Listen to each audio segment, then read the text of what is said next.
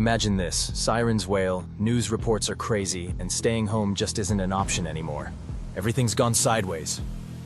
And you know you gotta leave, right now. Most people think bugging out is easy. Grab a bag, hit the road. Simple. But the truth? It's way harder than it sounds. And doing it wrong? That can cost you everything. Welcome back to Modern Warrior Project. Today, we're cutting through the noise and talking about the real deal with bugging out. Forget the Hollywood movies. We're diving into the absolute must-knows to actually survive when you have to leave your home behind in a crisis. This isn't the full deep dive, but think of this as your crash course in not screwing it up. First up, forget the gear for a second. Your mind. That's your #1 survival tool. When chaos hits, your brain is going to be screaming. Panic, fear, doubt. You gotta wrestle that down. Bugging out isn't a vacation, it's a fight to survive, and it starts in your mind. A lot of people panic under stress in a crisis. A blocked road, a broken down car, and they just stop. You can't do that. You gotta be like water, adaptable. Your plan? It's a starting point, not a rigid rule book. If plan A goes sideways, you better be ready for plan B, C, or Z. You also need to accept that it's gonna be hard. You'll be uncomfortable, tired, maybe hungry. Embrace the suck. Understand that discomfort is temporary. The more you confront that idea now, the less it will blindside you when things are truly difficult. How do you build that mental grit? Practice. Do hard things now when it's not a life or death situation. Go on a tough hike with your pack. Camp in bad weather. Push yourself physically and mentally. Every challenge you overcome now builds that resilience you'll need later. And if you're bugging out with others, talk it through. Make sure you're all on the same page emotionally and mentally. Misunderstandings under pressure can be deadly. All right, planning. Keep it simple for this crash course. First question, what's your actual destination? Out of here isn't a plan. You need a specific location, a friend's place, a family cabin, a pre-arranged spot. Know exactly where you're heading. Second, how are you getting there? You probably think drive, but what if the roads are gridlocked? What if your car breaks down? You need backup routes, multiple routes. Roads you can walk, bike, maybe even a boat route if you're near water. Scout them now when things are normal.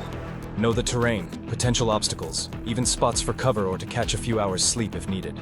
Third, what are your triggers? What specific events mean it's time to go? Is it mandatory evacuation orders? Civil unrest? Natural disaster? Define your go signals before it hits the fan. Don't wait until it's too late and you're making panicked decisions. This basic plan, destination, multiple routes, triggers, is your foundation. Get this dialed in. Write it down, share it with your family, rehearse it in your head. Everyone talks about bug-out bags, and yeah, you need one. But let's talk about a few things people often forget that are absolutely critical.